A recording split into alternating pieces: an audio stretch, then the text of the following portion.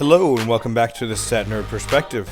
Today we will be looking at preseason film for a player who recently signed a contract extension with the Rockets. Porter Jr.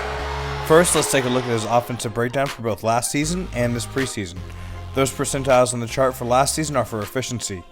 As you can see, the only area where he was above average in efficiency was spot-up possessions. To start off, let's watch some preseason clips from his most common play type, the pick-and-roll ball handler.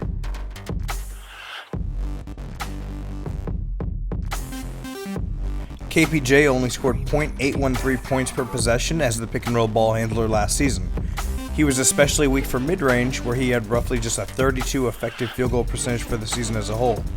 His efficiency wasn't much better as the pick-and-roll ball handler in his preseason games this year either. This is an area where he was more efficient at in his second season, so there is hope for a bounce back.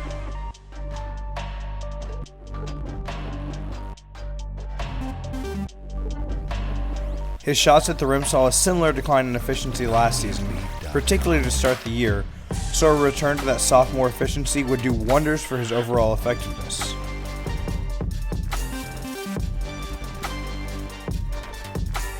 The big question with KPJ is, what is his true position? He is able to make the easy read passes and lobs, but advanced reads are more rare from him. They do happen, but not at the level you would ideally like to see from your starting point guard. The one pass away assist are something he can make on a consistent basis, but that's essentially the baseline for an NBA player.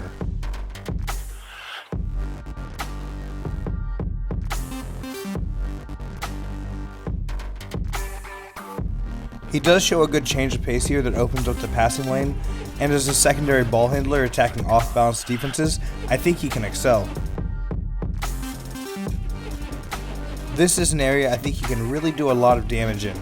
Not initiating the offense, but still navigating the pick and roll and finding the open three in the opposite corner.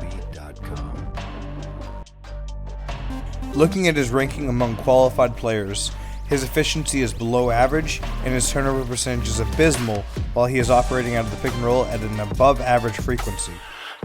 Too often we see him taking difficult jumpers like these. He of course has shown the potential in the past to be able to hit these shots when he is hot, but his efficiency suffers the more he dribbles prior to his shot. Last season he had a blistering 72 effective field goal percentage after 0 dribbles, but that was only 20% of his shots. After 1 dribble, that dropped to 53.4 effective field goal percentage.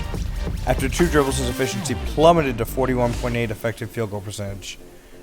When taking 3 to 6 dribbles before his shot, he actually saw a positive bump in his efficiency at 50.6 effective field goal percentage, and that's fine at the end of the shot clock, but not something you necessarily want to build your offense on. The troubling part was his efficiency after 7 or more dribbles and how often he took shots in that context.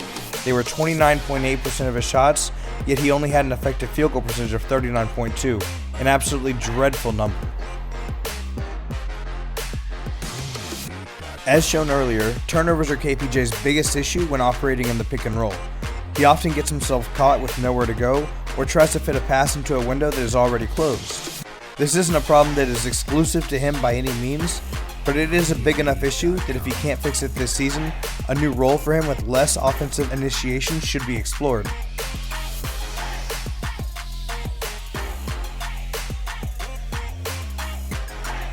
Now let's take a look at where he really excels in spot-up situations.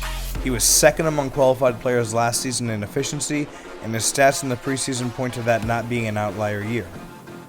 Here he gets a couple one-dribble pull-ups, a situation he can usually be counted on to produce efficient offense in, and then on catch-and-shoot possessions he has been stellar in both guarded and unguarded situations, finishing above the 90th percentile. Finding a role for him that produces more spot-up possessions is key to getting the most out of him as a player.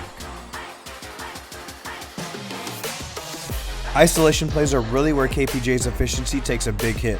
He is towards the bottom of the qualified players list in effective field goal percentage, middle of the pack in turnover percentage, and his frequency is too high for someone in the 35th percentile. He does have the occasional play like these where he can take advantage of a mismatch on a big, but even those possessions aren't converted at a high enough rate to justify the frequency.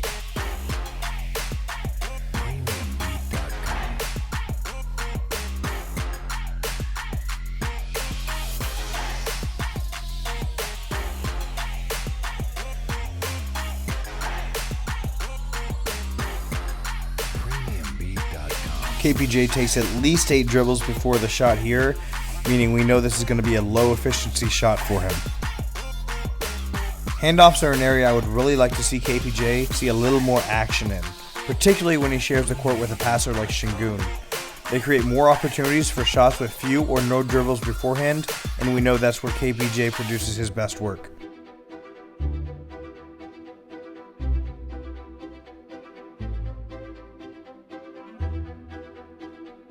So what do you think his ideal role should be? Should KPJ be a player who initiates the offense? Or should he be attacking closeouts and defenses tilted away from him? That's all for this episode of the Stat Nerd Perspective. Make sure to like, share, subscribe, and comment below on who you would like to see the next video on.